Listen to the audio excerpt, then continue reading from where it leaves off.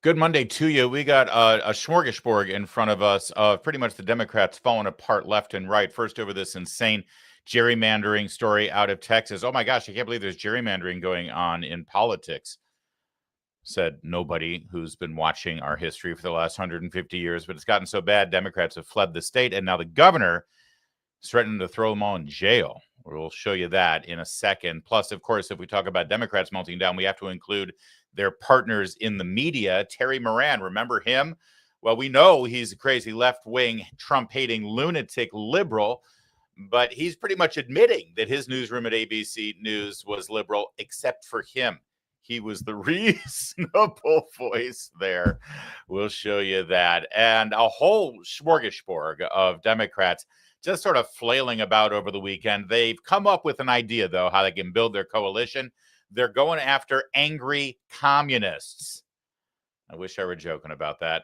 That's all coming up right now. Stay right with us. It's going to be great. We're brought to you by Birch Gold. My name is Larry O'Connor, and you can call me Larry.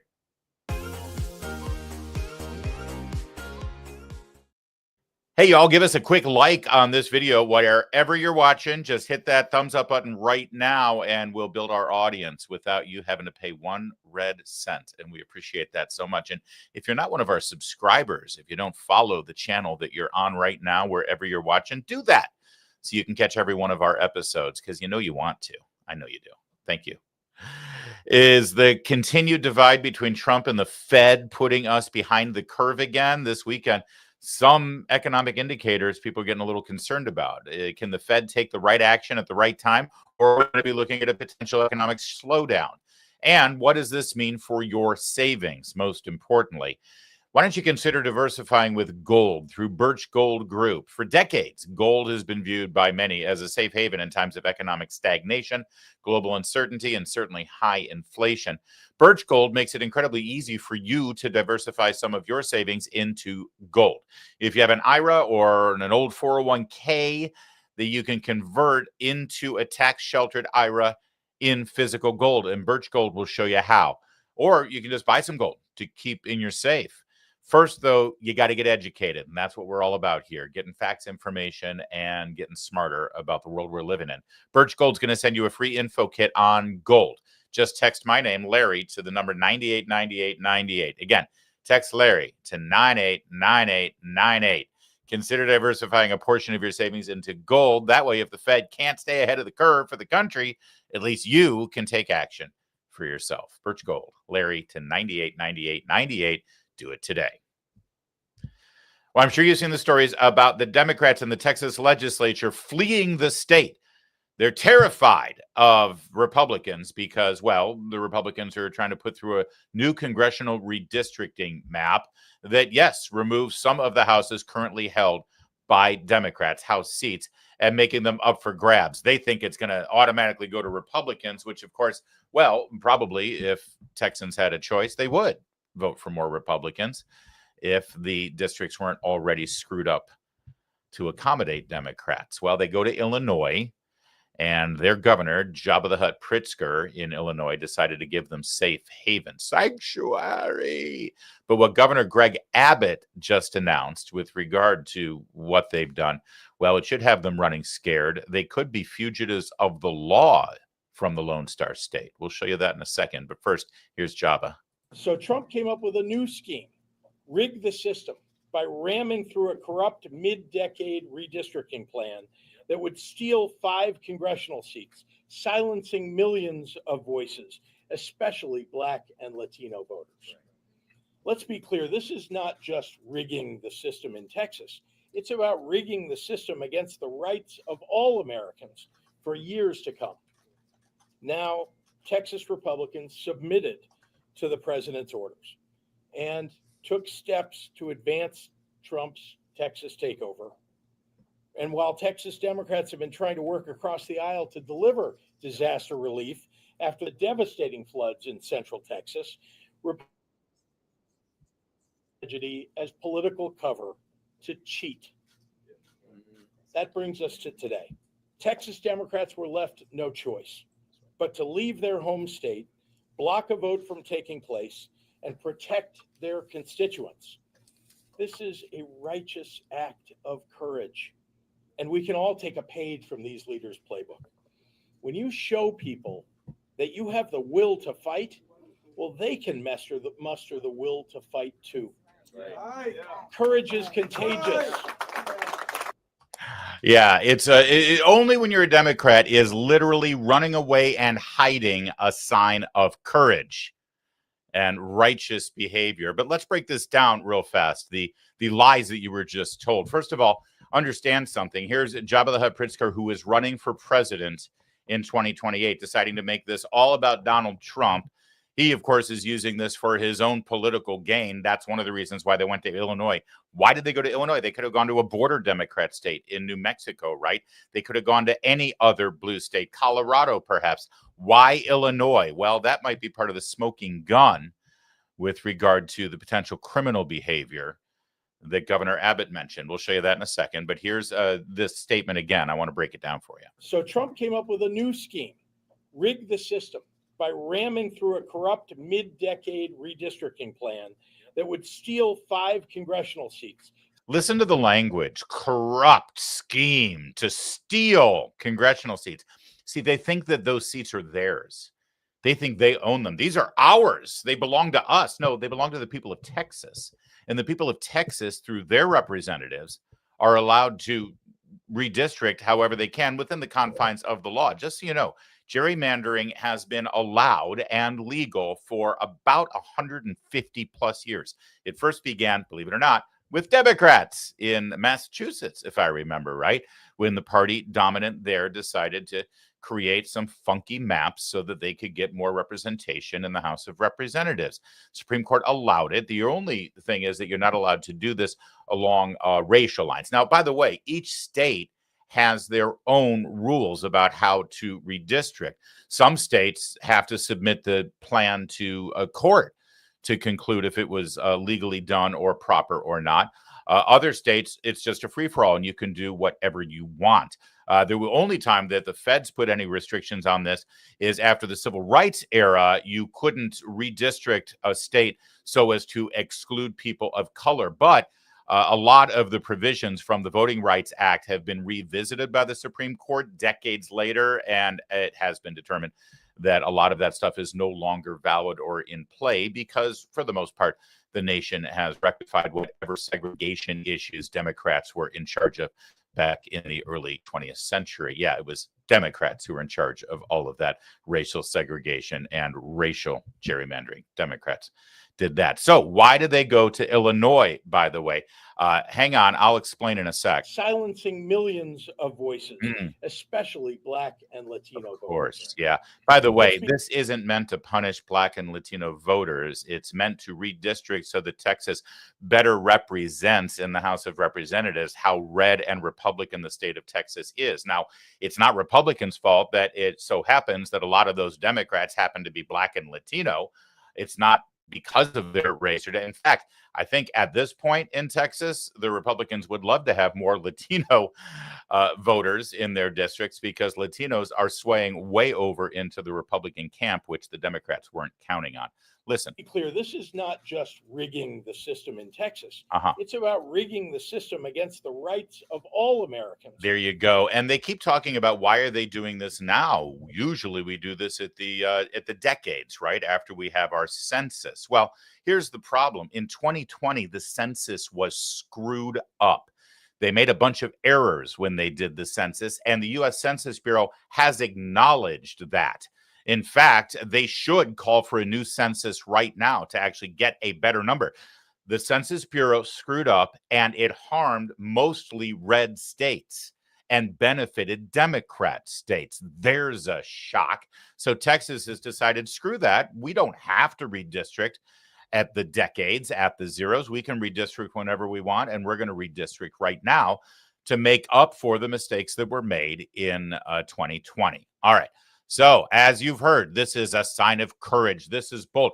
Running away, fleeing your responsibility, fleeing your duty as an elected officer in Texas, and hiding 1,000 miles north in Illinois is a patriotic and courageous act, so says J.B. Pritzker. All right, so let's hear this the stoic and courageous words of one of these Texas Democrats. We're not here to play political games. We're here to demand an end to this corrupt process. Yeah, absolutely. We ask them to stop hiding things from the public. We ask them to stop doing things behind closed doors. We ask them to stop attacking Texas communities. They refuse because their loyalty and fealty to Donald Trump overrides all other interests. Yep, that's some courage right there. You can tell how courageous this man is. He's as courageous as Eric Swalwell. You heard him say that he's making demands. They demand this and they demand that. And by the way, after the press conference, the Texas delegation posed for a picture for the media so that they can all see how serious they were about this issue. Make no mistake, in 2020, the Census Bureau's demographic analysis revealed significant errors in how the census was carried out, and they know it. 14 states were affected by this, all right? And you can obviously always fact check me on this, but I'm reading directly from the reports from the Census Bureau. Arkansas was undercounted by 5 percentage points. Florida, 3.5 percentage points. Illinois, 2 percentage points. Mississippi, 4 percentage points. Tennessee, 5 percentage points. And Texas, 2 percentage points. Notice a trend there? The overcounted states, Delaware, Hawaii, Massachusetts, Minnesota, New York, Ohio, Rhode Island, and Utah. Only Ohio and Utah were conservative Republican states that were overcounted. It was shocking, isn't it? And of course, everybody knows that this is the case, and everybody knows that if the census were done properly, not only would Congress be represented differently, but so would the Electoral College map. All right, so how is this going to play out? Well, this morning, Governor Greg Abbott issued this letter demanding that the members of the legislature come back into session. They're allowed to do that. The governors of these states are allowed to do that. In fact, you might remember, if you're old enough, this happened in 2010 in the state of Wisconsin. Might have been 2011, actually. After Governor Scott Walker won election in 2010, he put forth all the reforms that he promised to do and what he ran on during that 2010 election, and Democrats fled. They didn't want to have a quorum in Madison, so they all left. And guess where they fled to? Guess where they went? Illinois. That made more sense then because it was just across the southern border of Wisconsin. For Texans to go up to Illinois, well, I mean, here's the problem. You don't mess with Texas. I'm not sure if you've heard about that or not, but it's true.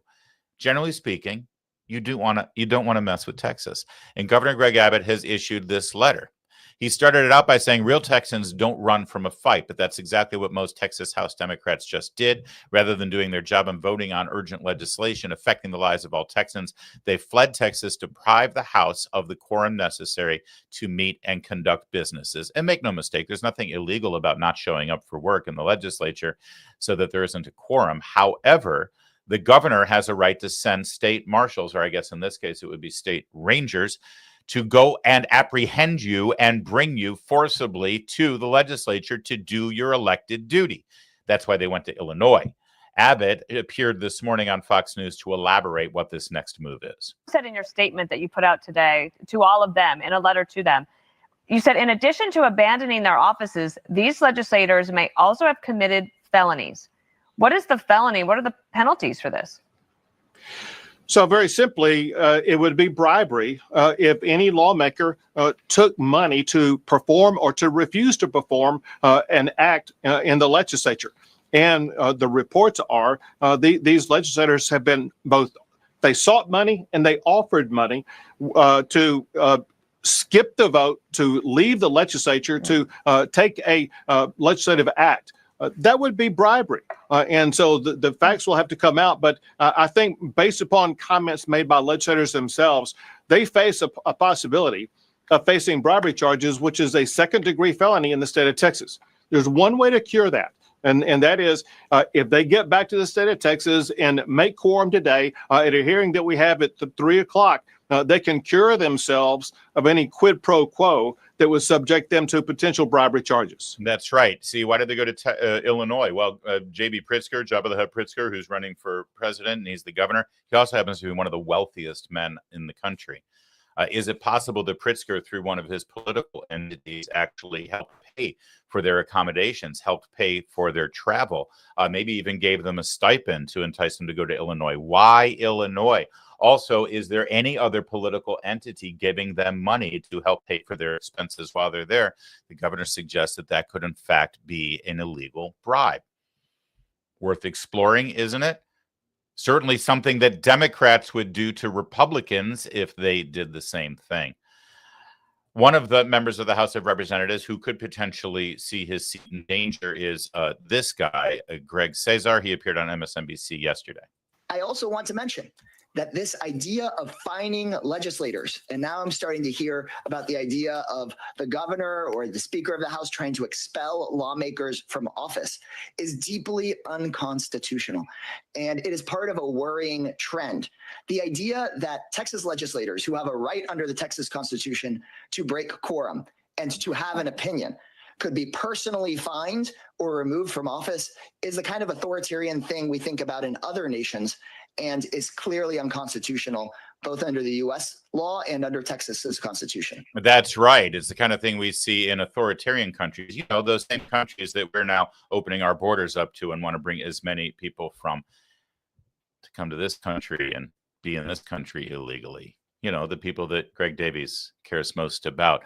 You're going to hear a lot of these Democrats continue to say that this is corrupt and that it's a crime and they're stealing and that this is unconstitutional, it's illegal. And it's funny because if it is, they could just stay there and fight this and sue and get a judge to hear the case and actually fight it as far as they want to the Texas Supreme Court. But they're not, are they? I mean, if it's cut and dry illegal and unconstitutional, then why did they hide? Why did they flee and hide? If you've got the law on your side, take a stand and fight. But they're not. Hakeem Jeffries, before the Texas Democrats fled the state like little chickens, he went down and stood with them because, let's face it, Hakeem Jeffries wants these people to keep their House seats so that he can be Speaker of the House come 2026. Hakeem, that's not going to happen. Even if you guys by some miracle get a majority in 26, they're going to throw you under the bus, man. They don't like you. You suck. Sorry. Not sorry. We have to make clear to the people of Texas what's taking place, because it's unacceptable, unconscionable, and un-American. And as elected officials, we have that responsibility. That's not something we can just brush aside. There are 50 states in America. I'm here in Texas for a reason, because these legislators are standing up. These members of Congress are standing up and communicating to the people of Texas what's occurring right now in the middle of the summer at a special session. And we will make clear that we're going to do everything possible to support the Texas legislators as they consider the best ways to push back. It's an all hands on deck moment, and all options should be on the table to protect the people of Texas. All options on the table. That sounds like a threat, doesn't it? It's kind of insurrection-y. Listen, I've got a suggestion for Hakeem Jeffries and for the other Democrats there in terms of all options on the table. We'll take our stand. We'll do whatever we can to fight this. I've got an idea. Just take them to court. If this is illegal, if this is improper, if this is unconstitutional, just sue. Just take them to court. Why don't they do that? Why don't they take the fight? It's not like Democrats don't constantly use lawfare to try to stop things from happening at the federal and state level. That's their go-to, right? So why don't they do that this time? It's because they know Republicans can do this. They know they don't have a shot. I'll prove it to you coming up in a second here, but let's let Hakeem Jeffries finish up. But Texas Democrats are going to be the ones to decide that. We will fight them politically. We will fight them governmentally. We will fight them in court. We will fight them in terms of winning the hearts and minds of the people of Texas and beyond. The Texas Democrats are going to show up and stand up and speak up for what's right for the people of Texas. And they're showing courage and conviction and character in doing that. And we'll see what happens over the next few days, over the next few weeks. But the one thing I know is clear, that Texas Democrats are fighting for the people. That is stirring and inspirational oratory from, what's his name again? Is Hakeem? Is that right? Okay. All right. Also, by the way, after this press conference, once again, the Texas Democrats with Speaker Hakeem Jeffries posed for a photograph for the media. Here's Hakeem with the top hat. He then showed up on Wolf Blitzer this morning. We've seen Texas Democrats try to use these quorum breaks before, only for them to fail, like back in 2003 and then in 2021. How will this time be any different? Well, in the 2021 quorum break, actually, I would argue that Texas Democrats were successful in forcing Republicans to walk away from some of the more extreme parts of the voter suppression law that were being contemplated at the time. They still moved forward with their efforts to try to suppress the possibility of a free and fair election in Texas. This is what they do. But the Texas Democrats were successful in reducing the extreme nature of what was being proposed. But this moment does require, an extraordinary response, because this is an extraordinary act that Republicans have been ordered to undertake to try to gerrymander the Texas congressional map as part of an effort to rig the midterm elections. Wolf, that's what this is all about, because Donald Trump, House Republicans, and the Texas Republican Party, they're all running scared because they have failed the American people. All right, let me get this straight here, Hakeem. The whole story here is that Democrats have decided to forego a quorum in Austin and flee the state to Illinois to hide so that they don't have to come and do their job that they're paid to do, that they were elected to do. And it's Republicans who are running scared. Did you catch that at the very end there? Republicans are running scared. And you can prove it because Democrats have literally run and hid in Illinois. You can't make this up. You cannot make this up. All right. So how do I know that they don't have a legal leg to stand on? How do I know that they know that if they took this to court, they wouldn't win and that Texas can redistrict if they want to? I'll show you how.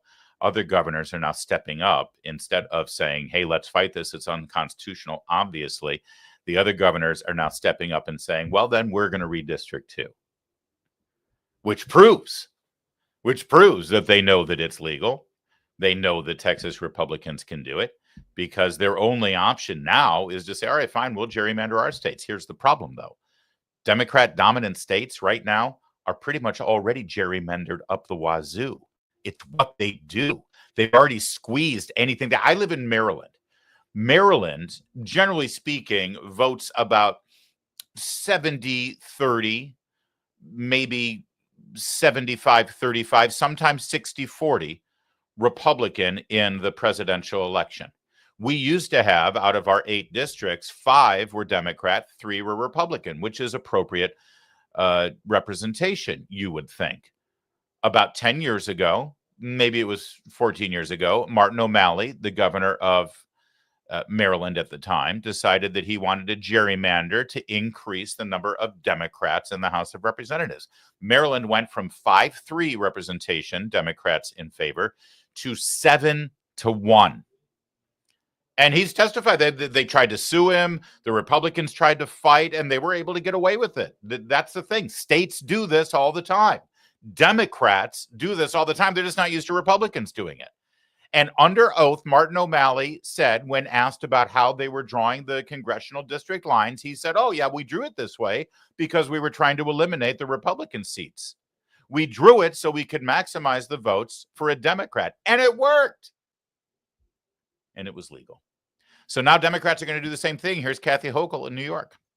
Now, what Texas and Republican states are doing at the direction of Donald Trump, I say is nothing short of a legal insurrection against our Capitol. Legal meaning they're using the legal process. Does not mean it's legal, and it must be stopped. If Republicans are willing to rewrite these rules to give themselves an advantage, then they're leaving us no choice. We must do the same. There's a phrase, you have to fight fire with fire. That is a true statement of how we're feeling right now. And as I've said, another overused but applicable phrase, all's fair in love and war. That's why I'm exploring with our leaders every option to redraw our state congressional lines as soon as possible. Our state legislative leaders, Carol Heastie, Majority Leader Andre Stewart Cousins, they're on board, as are their members. Got another example of stirring leadership, isn't it? Get it? It's a legal insurrection on the Capitol. Legal meaning they're using the courts, but it's still not legal. Did you follow that? Yeah, what they're doing is not legal and they're rewriting the rules. And so we're going to do the same thing. So is she admitting that she's breaking law? No, of course not. It's only illegal when Republicans do it, don't you know? They're not rewriting the rules. They're using the rules to their advantage, to their political advantage. It's about time Republicans actually got wise to it. New York is a different story, though, by the way. Kathy Hochul is all hot air here. You see, I know this because they just tried to do this last time around. They tried to redraw the congressional districts.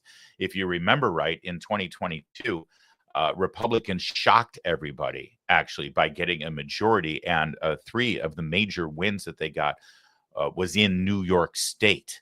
And so what did New York Democrats do? Well, they do what New York Democrats always do. That's it. We got to redraw our lines. See, but in New York, they have to have a court approve the redistricting. And the last map that they submitted before the 24 election was rejected.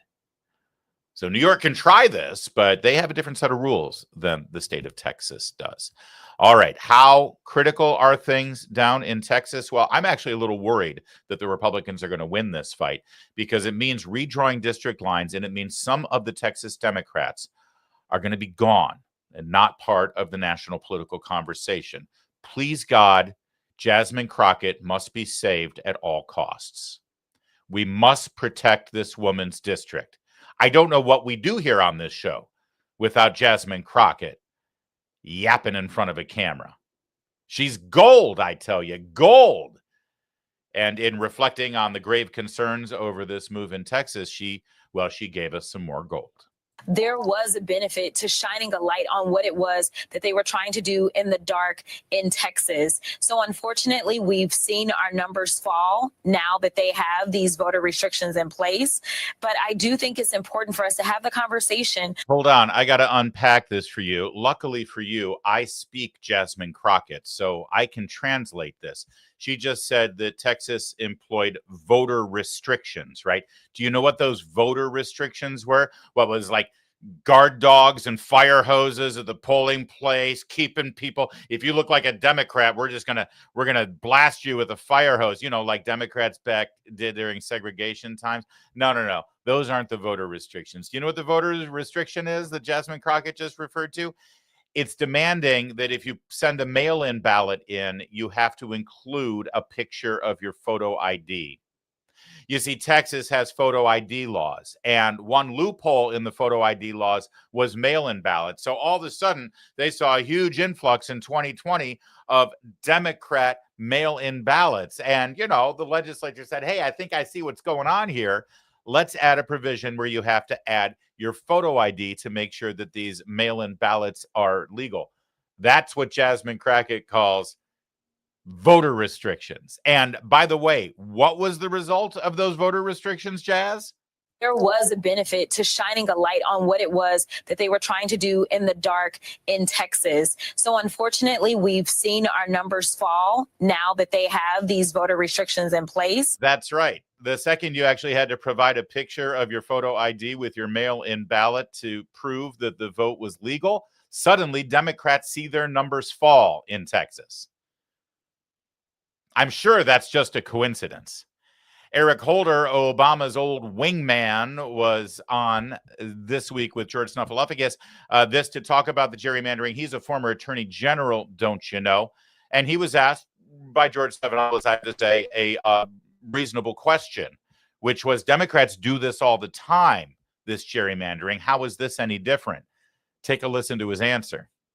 We've always had partisan redistricting. Thus it ever was. Thus it ever will be. How is this different? Well, simply because this is something that has afflicted the nation for, an extended period of time doesn't mean that it's right. What we're seeing now is an attempt by the White House to insulate itself from any kind of congressional scrutiny, any kind of congressional oversight, to make sure that Donald Trump remains the authoritarian figure that he has become. We have a compliant Congress, and he wants to ensure that, given the fact that they passed this bill that is unpopular, that takes health care away from people, that gives tax breaks to billionaires, and it puts at risk the Republican majority. He wants to ensure that he continues to have that compliant Republican House of Representatives. Did you catch what the difference is? The gerrymander happens all the time. Republicans, Democrats, mostly Democrats. How's this different? Oh, the difference is Trump. It's Trump, because Trump's president. That's what makes it different, you see. It's Trump. This guy's been called one of the smartest legal minds in America.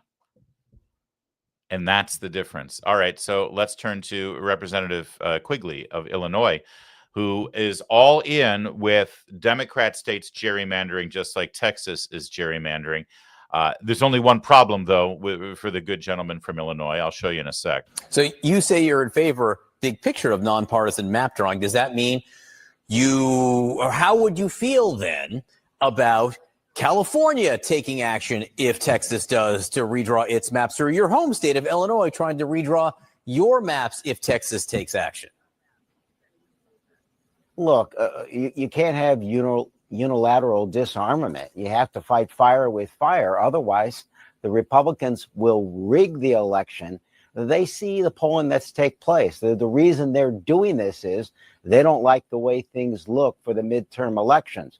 So to maintain power, they're trying to draw maps in the middle of the census, which was never anticipated for political reasons. So how do you respond to that? Well, you have to fight fire with fire.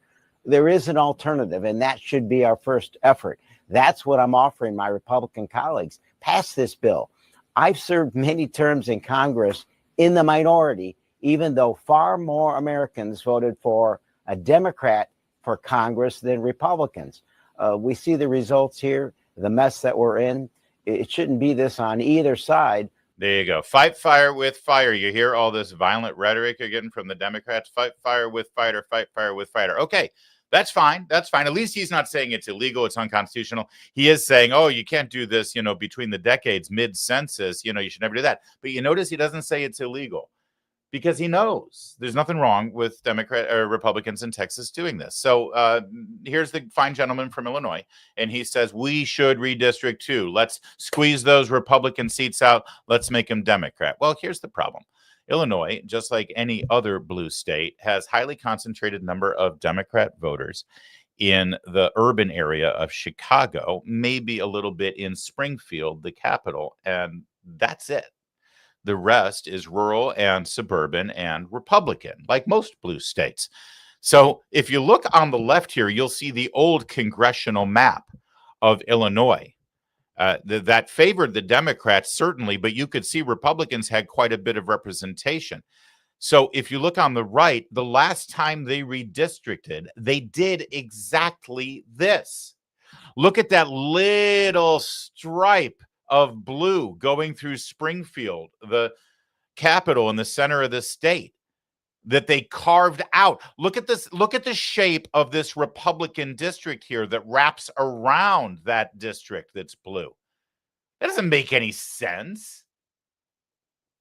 But they wanted to carve out that little district there. Look at how they carved. Look at this pink district right here. Look at the shape of it. And look at how they created that just so they could carve out this little blue squiggly thing over here to represent Democrats. Now, down here, south of Illinois, or southern Illinois, it's solid red.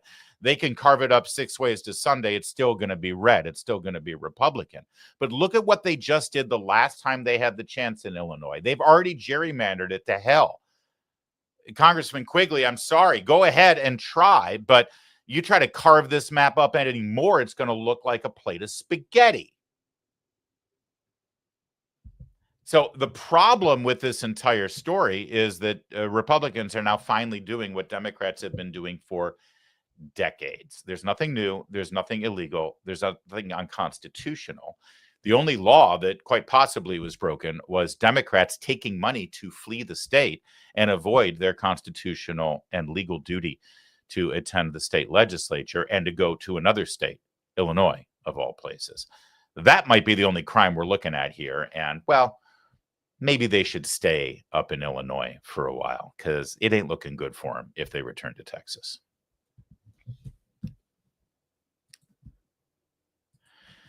You remember Terry Moran, don't you? He's a reporter for ABC. He's just admitted that the ABC newsroom is radically left-wing, like crazy liberal. He knows it. We know it. Everybody knows it. He actually claims he's the only moderate in that newsroom. We'll get to that in a second.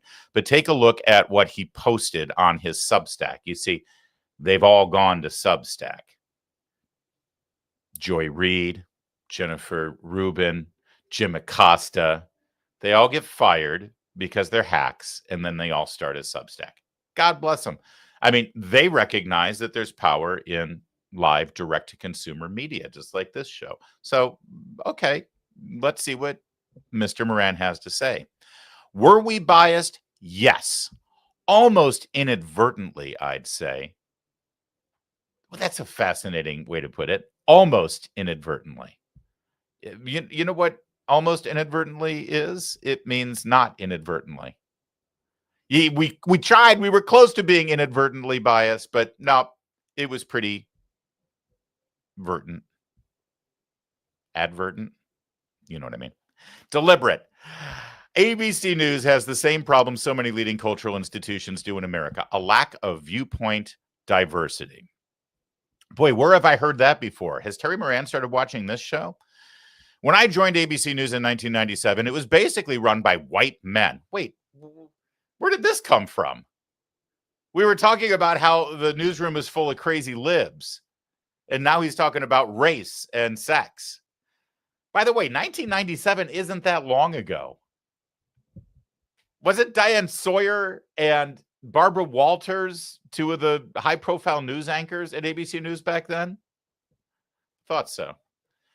I have nothing against white men. I am one. I think he does have something against white men. That management structure lasted for a long time, way too long. But over the last decade or so, the company made an effort to hire and promote journalists from a much wider diversity of backgrounds and life experiences. That changed ABC News for the better, changed our conversations, changed our perceptions of stories and events in the country and around the world, changed our coverage. For me, the job got a lot more interesting and more fun. But there was one way ABC did not change and did not diversify. It is no secret. There are hardly any people who supported Donald Trump at ABC News or the other corporate legacy mainstream news networks. And this is bound to impact coverage. Not so much out of malevolent bias. Oh, sure. That's the cartoon version peddled by Trump, Brendan Carr, and Online MAGA. No, it's more out of what is a kind of deafness. The old news divisions don't hear many of the voices of the country because those voices aren't in the newsroom. Yeah, but why aren't they in the newsroom? Why? I mean, I could argue you created a hostile work environment, so any conservatives who work in the media don't even want to go near ABC News. But I can tell you that's not the case. I know plenty of ABC News news commentators, pundits, analysts who would love to have a seat at that round table after George Stephanopoulos' show, or maybe have a seat at Good Morning America, sitting right next to the lineup there. You know, after all, the last time they had a high-profile political interview, they had a former NFL football player conduct it. Remember? The wife of the Maryland man, Abrego Garcia, and he had no questions and no follow-ups about the fact that he used to beat her up. Trust me, I'd love to have a seat at the Good Morning American panel. They would never call me. It is malevolent. They hate Donald Trump, and therefore they hate anyone who supports Donald Trump. That's the reality. Yes, news teams go out with a microphone and a camera and accost people at Trump rallies, but to me, that often comes off as weirdly anthropological and inaccurate. Kind of like trying to understand nature by visiting a zoo. You don't really see a tiger at the zoo, just a version of a tiger. Thanks for comparing us to animals, Terry. Your open-mindedness is really shining through in this post. Now, this might sound strange coming from me. The manner of my accelerated departure from ABC News has earned me a reputation in many quarters as a raging anti-Trump firebrand. So be it.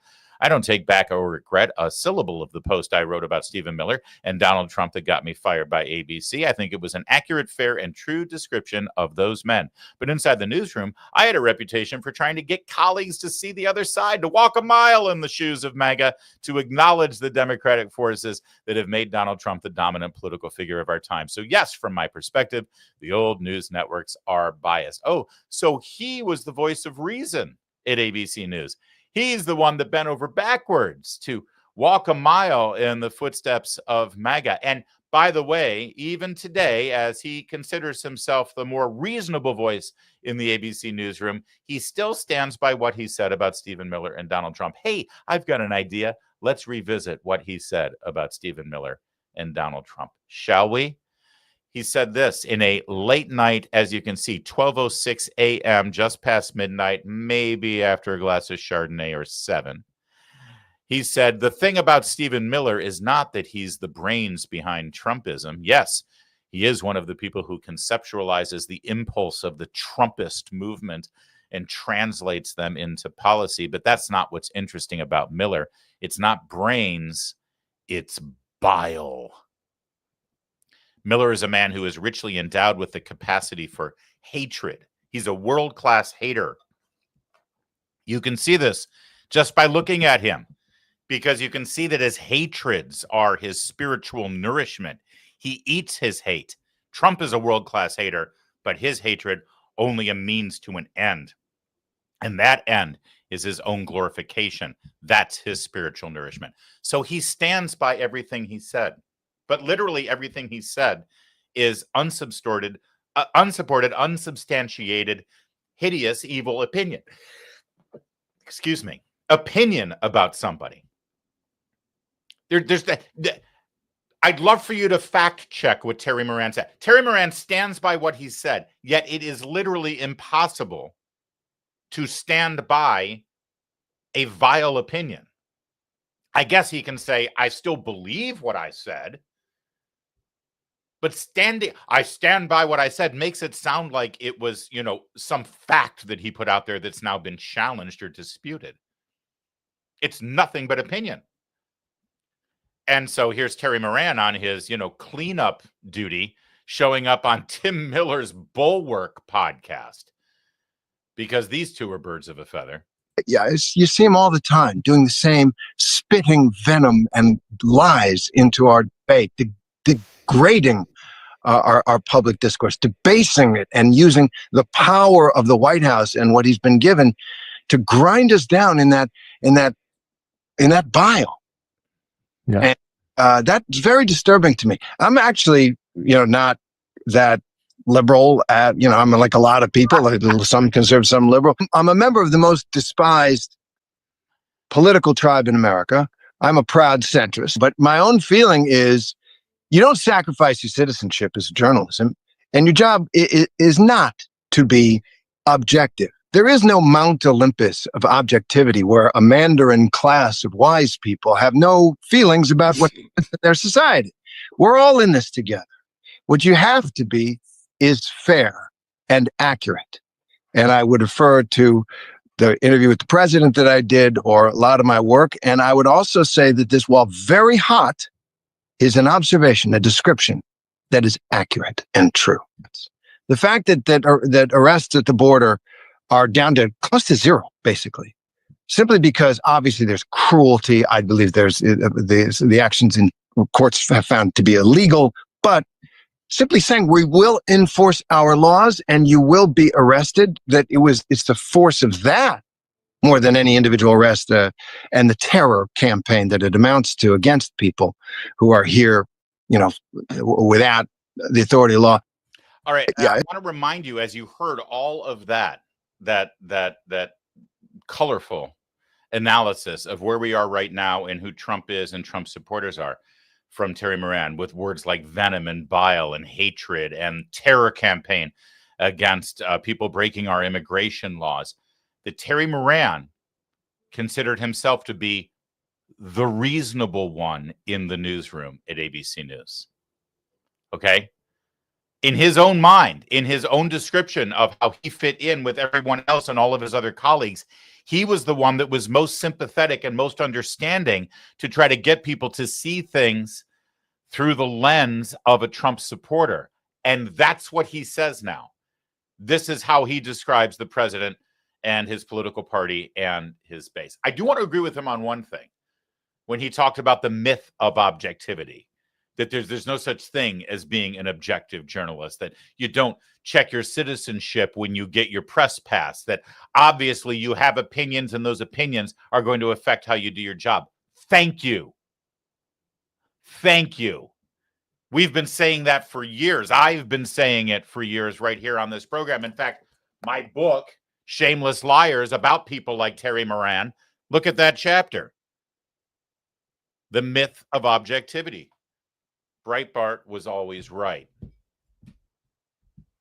I learned it from Andrew. I learned everything from Andrew Breitbart. In fact, Breitbart factors into our Terry Moran story. We'll show you that in a second. But first, our friends at Media Research Center want to remind you who Terry Moran is exactly. I mean, you just saw a pretty good indication of what motivates this man and what's deep, deep in his soul, based on his opinion of you and who you vote for. And understand something, he still describes himself as a centrist. You just heard him there during that diatribe, that he's the centrist.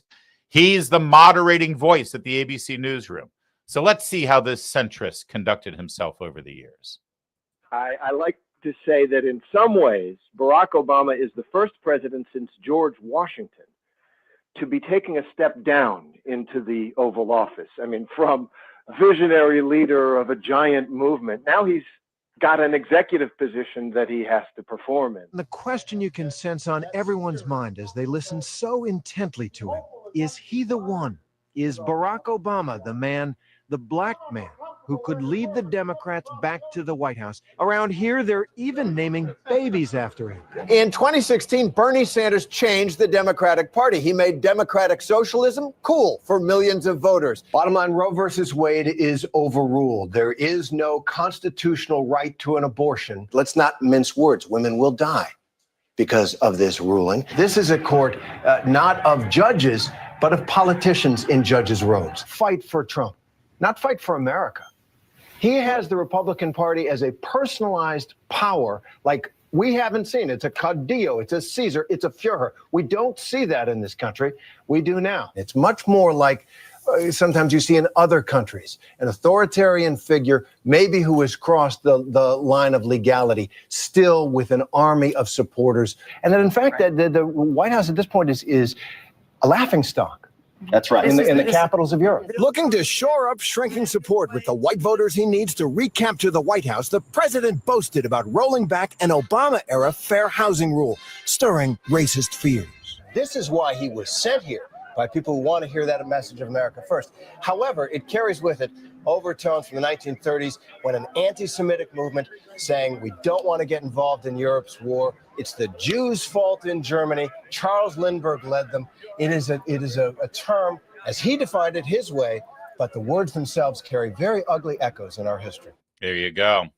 America first, obviously Jew-hating Nazis. That's Terry Moran. Terry Moran, what was it again? Oh, what I did. Oh, it's been a long time since I did that. Hang on. Terry Moran. Technical difficulties. Technical difficulties. Thank you, Kevin. Terry Moran, the man you just saw in that great montage from our friends at Newsbusters Media Research Center. He is the centrist, and he is also, as he put it, I had the reputation in the newsroom of trying to get colleagues to see the other side, to walk a mile in the shoes of MAGA, to acknowledge the Democratic forces that have made Donald Trump the dominant political figure of our time. He's the one who's now saying that, yes, ABC News is biased, but I was the most reasonable one in the room. You just saw his performance on ABC News over the years. And I mentioned Andrew Breitbart, didn't I? Well, it turns out, ironically, that in 2010, July of 2010, Andrew Breitbart was profiled by the former ABC News show. What was that show called? Oh, my God, it's been so long. Ted Koppel's show that was on Nightline. God. He was profiled on Nightline. Terry Moran drew the card to interview Andrew Breitbart. And this portion of it, I remember when Andrew left, we were still out in LA. I was living in LA. He left to come to DC for this interview. He came back and said Terry Moran was such an asshole to him. And the entire interview was combative. The entire interview was a sparring match. Here's just a little snippet of it, standing outside the White House.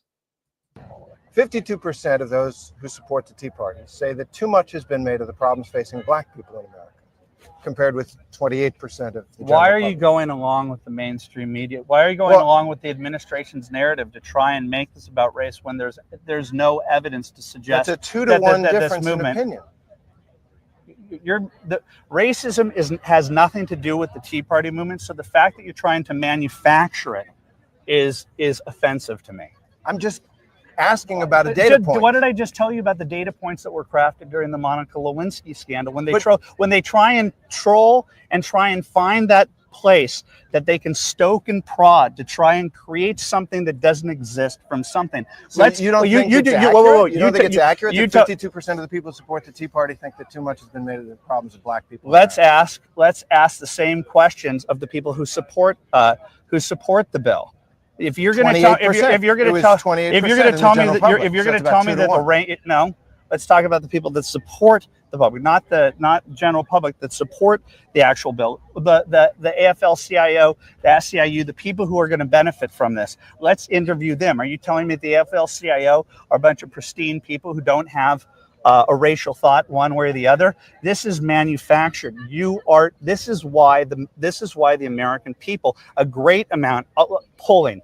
This is why so many people can't stand the mainstream media, and why there's a hardcore animosity towards the media that is pretty much commensurate or equivalent to the animosity towards Congress.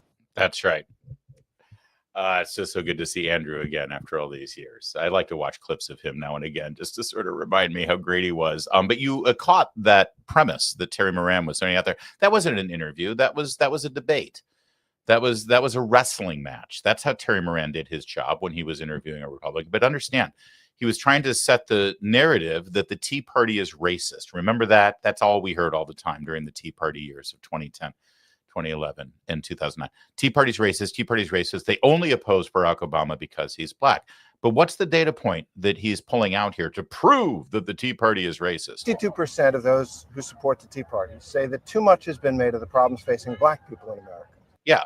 So in other words, and by the way, I'd love to see how the question was asked in that poll, but the majority of people who support the Tea Party are actually living out Martin Luther King's dream by not analyzing people based on the color of their skin, but based on the content of their character and merit-based society, where, if our nation and our media solely focus, and they do, the left certainly does, solely focus on people based on their skin color. And if you look at the problems in this country to say, oh, well, it's because of racism. No, actually, the problems in our country isn't because of racism. And your hyper focus on racism is actually the problem. Instead, let's just focus on people based on who they are, what they do, how they behave, what their morals are, what their principles are, and what their behavior is, because that's the only way a society can survive, instead of prejudging people based on their ethnicity or their religion or their race. By actually holding that position, Terry Moran says you're a racist. And that was the tipping point for the entire interview and question and answer session with Andrew Breitbart as they stood before the White House, where a Black man was living at the time, because this racist country just elected a Black president. That's Terry Moran, the centrist, the only reasonable voice in the room at the ABC newsroom. ABC News, by the way, owned by Disney. They might want to look into one of their assets there and how much they're spending and why the American people is rejecting that product so overwhelmingly, if they care, which they probably don't. All right, since I mentioned my book, I should probably let you know it's awesome. And if you hate the left-wing media as much as I do, the legacy corporate media, then you'll want to buy my book. It's all about them. It's called Shameless Liars because, well, they're shameless liars. Go ahead and get the book. You can get it in hardcover, paperback, or audiobook. I narrate the audiobook myself. It's great. It's all about the lies of the 2024 election and, most importantly, the happy ending that the corporate legacy media has been rendered irrelevant. Check out my book. Thanks for buying it. It was a tough weekend for Democrats as they tried to figure out what their message is, try to figure out how they can move forward, try to figure out how they can win an election again. They tried a couple of different things. First, here's Senator Alex Padilla from California. You remember him. He tried to storm that press conference with our Homeland Security Secretary, Kristi Noem, and then he was wrestled to the ground because he looked like just some Joe off the street until he finally properly, legally identified himself as a senator. That was his claim to fame. And now he communicated on the Sunday show, specifically NBC here, Meet the Press, exactly who he's fighting for in Congress. Why is Senator Padilla waking up every day to go to the Senate? Who's he fighting for? Well, he tells you.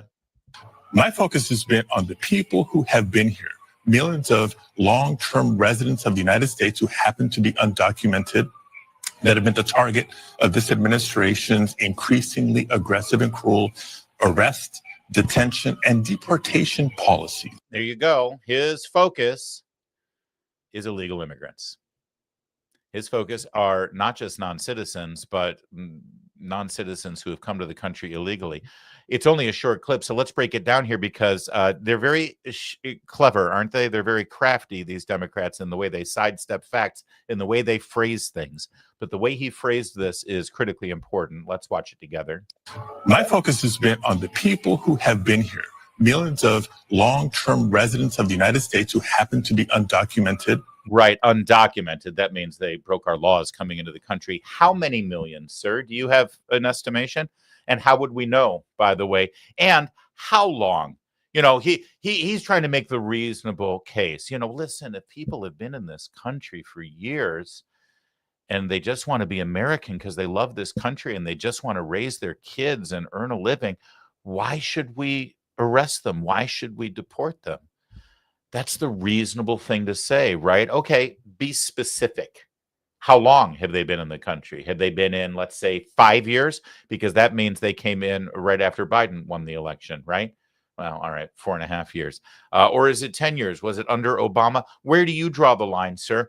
Where do you draw the line and you decide that it's okay or not okay to break our laws entering the country? By the way, isn't it important to find out how they entered the country? In other words, if they got a student visa and they lied and they said, oh, I'm just going to get my college education and then I'm going to leave, but they overstayed, shouldn't that have a severe penalty since they lied on federal documents, not just overstaying their visa, but they actually lied to the State Department when they got that visa?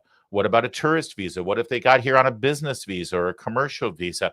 What if they move through extraordinary lengths to come to this country illegally by paying off a coyote? That means they've worked with human traffickers and drug lords. Are those the kind of people that you want to keep in this country? Just be specific, sir. Where's Kirsten Welker asking those questions? Did she? I don't think she did. All right, so they're undocumented instead of illegal. He won't say how many millions he's talking about, and he won't specifically say how long they've been here that he wants to focus on, because obviously he's trying to do amnesty, which, by the way, based on what he just said, I would love for Kristen Welker, the Meet the Press interviewer there, to lean forward and say, oh, so you're only concerned about the people who have been here for many years. So if somebody came into the country a year ago, you're okay with them being apprehended and deported? Is that what you're saying, sir? Wouldn't that have been great if Kristen Welker had actually nailed him on his bullshit rhetoric? But she didn't. No, she didn't. But then what's the next thing he said? That have been the target of this administration's increasingly aggressive and cruel arrest, detention, and deportation policies. Yeah, who have been targeted by this administration's increasingly aggressive, cruel arrest and deportation policy. He left out one adjective, illegal, because he knows there's nothing illegal about it. This is the law. In fact, it's the Trump administration who is following the law with regard to immigration and enforcement. It's Senator Padilla and his pals who are actually encouraging continued lawlessness. You see, for Senator Padilla's wishes to be granted, the law would have to be ignored and violated. When the executive branch chooses not to enforce the law, that is a violation of our law. And that's what he wants. So he didn't use the word illegal. He used cruel and deportation, but he also said that they were the target, right? That have been the target of this administration. Yeah, but they're not the target of this administration. The target of this administration are people in the country who have a criminal record who have been allowed in. By the way, why isn't he weeping for the victims of all of those crimes that the Biden administration let into his state of California to continue their violent criminal activity, oftentimes at the expense of immigrants to this country? He doesn't seem to be worried about them, but they're not the target. Innocent people are not the target. Now, it's possible that people who are not criminals, not violent criminals, are getting caught up in the web of deportation, but that's only because Senator Padilla's state of California insists on sanctuary policies. If they removed those policies in the city of Los Angeles or in the state of California, then no person without a criminal record would be targeted right now, assuming that they actually followed the law now that they've been told that the laws are going to be enforced, and they self-deport. Now, if they insist on staying here and continue to illegally stay in the country and illegally get benefits, well, yes, eventually they're going to get rounded up and get deported too. Senator Padilla needs to understand that the president literally ran on this issue. Every single rally, he said, we're going to have mass deportations. He's carrying that out. That's the truth. By the way, J.D. Vance, the Vice President of the United States, appeared right after Senator Padilla and had this message for him. Is it Jose? Have I been getting it wrong all this time? Not sure. So that messaging didn't really work. I mean, honestly, if I were a Democrat and I was trying to build a coalition, I wouldn't go on Meet the Press and say, my focus are the millions of people who are in the country illegally. Maybe it's me. I don't think that's a coalition building kind of message. But then this guy, Governor Polis of Colorado, he has a new idea to help the Democrats build and expand their base. Listen to the answer he gives to this question, which, by the way, is not responsive at all. He's asked, why do the American voters seem to hate the party right now? And, well, listen to his answer. The party was relatively popular. It's not right now. What is your diagnosis for that? What's different now? Why are voters unhappy with you?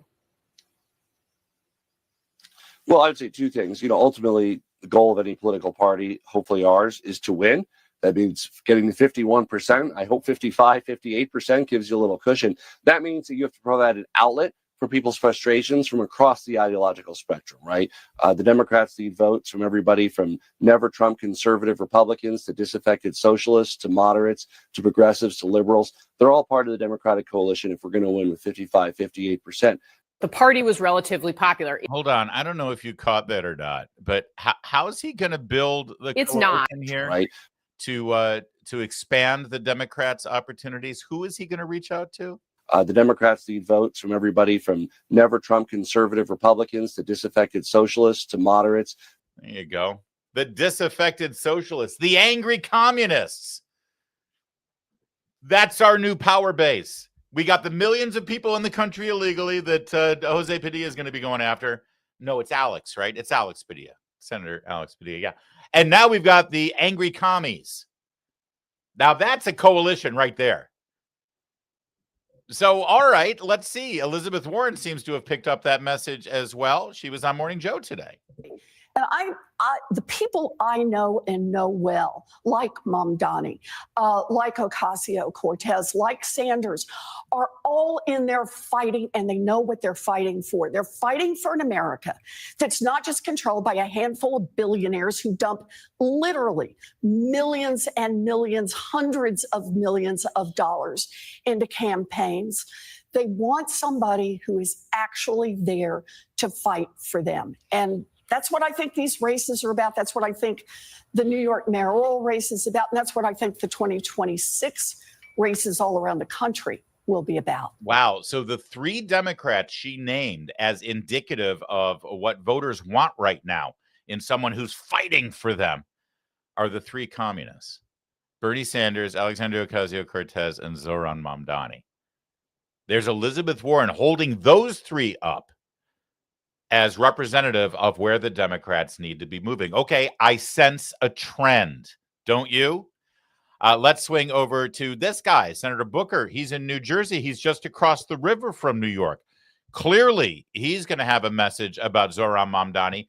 Surely Cory Booker can say definitively whether he supports the communist or not. I'm wondering if part of the issue with your party, do you think, is not embracing enough of the energy on the left flank of your party? You're seeing what's happening in your neighboring state in New York. Zohran Mamdani, he's the Democratic candidate, Democratic Socialist candidate there. Democratic leaders are not supporting him. Is that a problem? Do you support him? So you and I are going to have this conversation. And I'm going to say to you one day, I told you so. This is not a left-right issue. It really isn't. It is an authoritarian versus people who want pragmatic government that makes a difference in the lives of American people. I'm one of these people that says the lines that divide us in America are not nearly as strong as the ties that bind us. Big corporations, people want to keep our eyes on the screen, want to pit us against each other and tell us how much we should hate each other.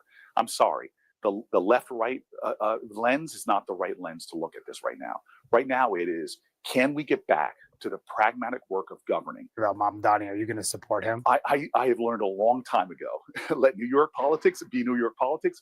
We got enough challenges in Jersey. I got a governor's race. I'm supporting Mikey Sherrill. I got legislative races. That's where my energy is going to go going into November. New York City, I love you. You're my neighbor. You're about 10 miles from where I live.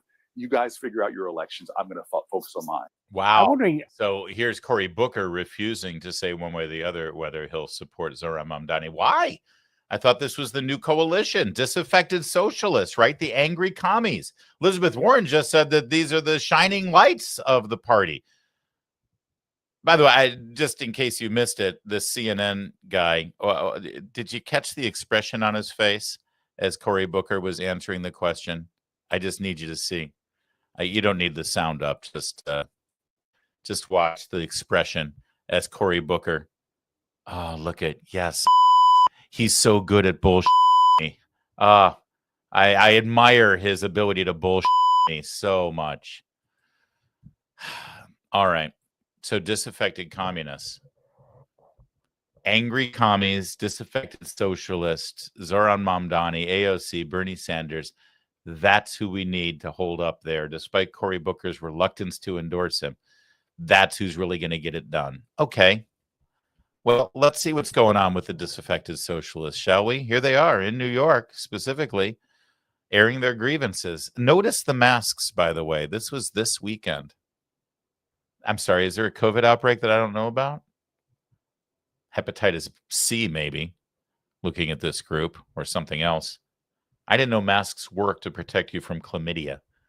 Anyway, here's your disaffected socialists. Zohran is literally attempting to do what conservatives say, we want to do, which is provide gender-affirming care to anyone who wants it for free. And we're going to ship people, we're going to fly people in and pay for their hotel rooms. And we're going to do all of the Fox News stuff. We're getting ideas from Fox News. I want to do that. We're like that. We wrote the platform with him. The team was so happy to work with us on this. By the way, I don't know if you've caught that because the mask was on, but he was saying, Mamdani's actually doing all the things that Trump and Fox News and the crazy conservatives accuse us of doing, but he really is going to do it, like fly people in for their transgender surgeries and all of that stuff.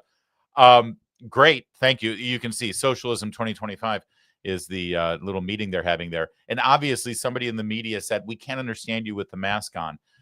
So he took the mask off because, you know, being heard and understood as the communist that you are is way more important than catching whatever venereal disease he was afraid of catching with his virtue signaling mask on. Let him finish. And now he's going to be mayor. New York City could provide trans healthcare for every trans person in the country who, you know, can't afford it. And it would be a blip on our radar. Yes, exactly. Wouldn't cost us anything. Wouldn't even have to raise the prices of bananas in our government-run grocery stores that are never going to happen, by the way. Gosh, I don't know. I mean, I didn't realize that one of the major planks of the New York City mayor's race and Zohran Mamdani's plan to become mayor was fully funded transgender procedures from anyone in the country. I'm actually kind of shocked Cory Booker doesn't support that. It's just a short trip across the Holland Tunnel, Cory, and you can get everything taken care of that you want done. Here's the problem with Democrats. This all makes sense, and they all get excited about their fundraising and their mailers that they put out and all the energy that they see on the streets from the pro-Hamas, pro-communist Democrats that Zohran Mamdani is attracting. But the problem is normal people, you know, the rest of us, normal people, they don't want to have anything to do with this nutbag.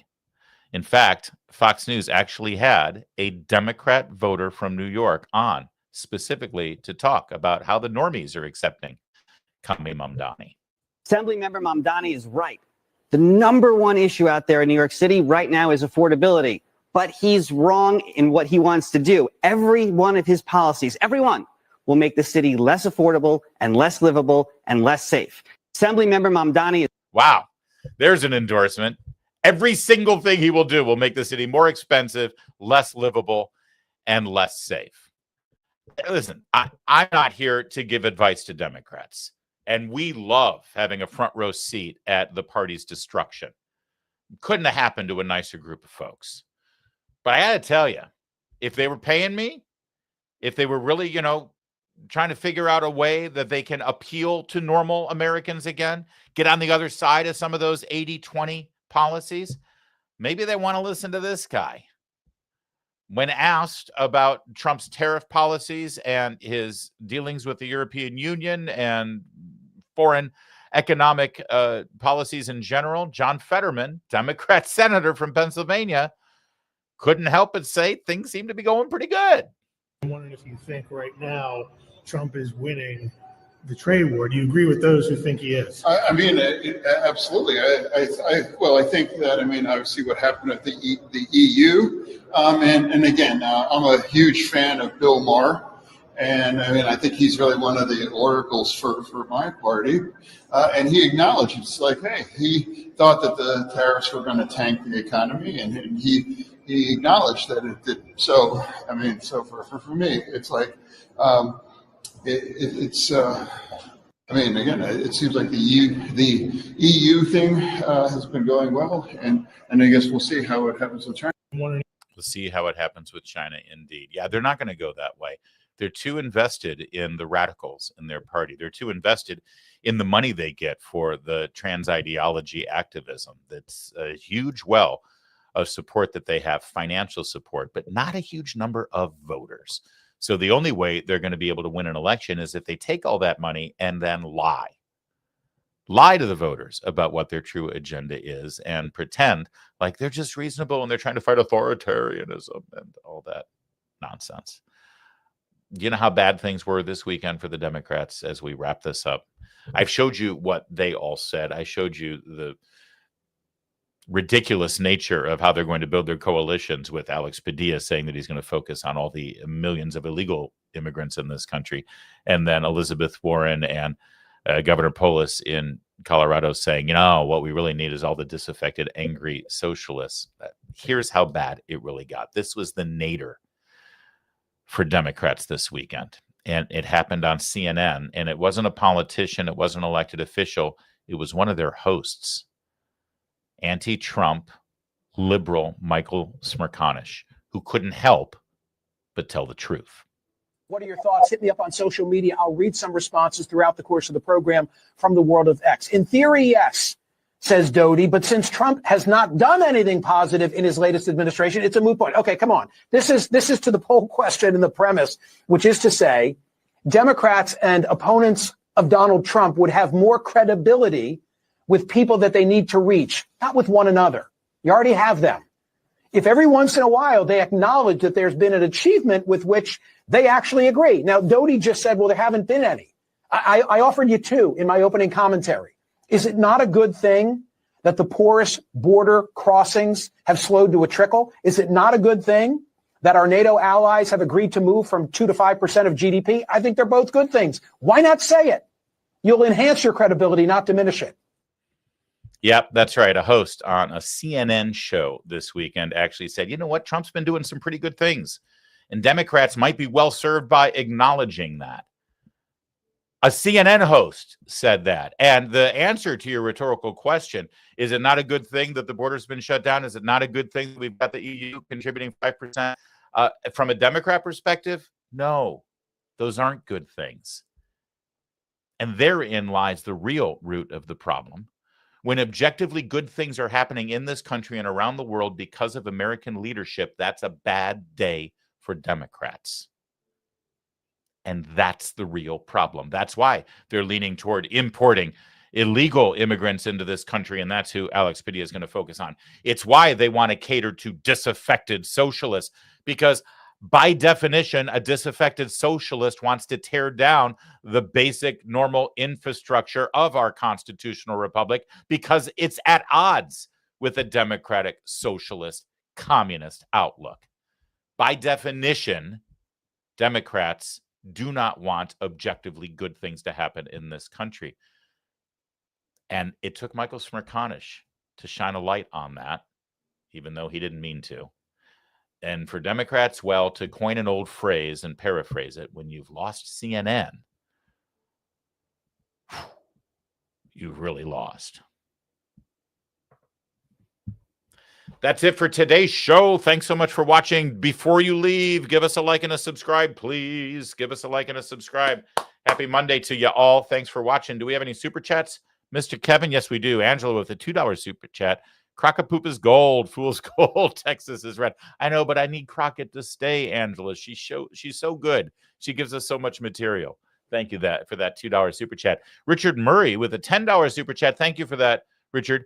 Hochul instituted vote by mail in 24, even though it violates the state constitution, and voters rejected an amendment to make it illegal in 22. State Supreme Court declared it constitutional. What a corrupt state New York is. Hopelessly corrupt. And it's a reason why they have lost so much of their population and why gerrymandering is the least of their concerns. They're losing congressional seats by population drain. That's their biggest problem, Richard. Thank you for enlightening us on that issue, though. Rick Cassidy, nice firearms. $1.99 super chat, listening since the Greg Garrison show. Oh, my gosh, Rick. That goes way back. Greg Garrison, I started filling in for Greg Garrison on WIBC in Indianapolis in 2010, I want to say. I think it was 2010. And here we are 15 years later. Rick, thank you for that. That's very nice. I almost took a job on that radio station, but I ended up in D.C. instead. Psychological projectionist with a 2-pound note, self-awareness, and Dems, Terry Miranda case study. Yes, that says it all. Thank you. By the way, did you get that joke I made the other day about 8 out of 10 cats play countdown? I thought that was a very niche, British-oriented joke that nobody else got. Mike Shriver Ministries with a $10 super chat. Thank you, Mike. I know how active you are in our chat during the show. Larry, thank you for having the best political channel on all of you. Oh, stop. We all appreciate your dedication and devotion to the truth, the Constitution, and the American people. May God bless you and Kevin. Hey, Kevin, you got a shout out there. A nice one this time. Woo. Thank you, Mike Shriver Ministries. Appreciate it. A 5-pound super chat from Psychological Projectionist, who happened to be undocumented. Like they woke up one morning and their documents were gone and they went for a jog and accidentally crossed the border. Thank you. I can't believe I missed that. I tried to break down his language. It was only a 17-second clip. And I meant to draw attention to that. So thank you for being my wingman on that. That's right. They're not undocumented. They just happen to be undocumented. Oopsie daisy. Thank you. That's fantastic. All right, that's a wrap. Thank you guys so much. Kevin, thanks for finding that clip of Andrew Breitbart, by the way. That was great to see. I love it. I do too. There he is. He's always watching us right over my show. People always point out the elephant on the shelf. I see that in the comments a lot about the elephant. The elephant was actually a wedding gift from Meredith's, I think one of Meredith's aunts. But there's my book, there's Andrew Breitbart, and there's Ronald Reagan. Top shelf indeed. Thanks for watching today. We'll be back tomorrow, same time, same place. In the meantime, my name's Larry O'Connor, and you can call me Larry.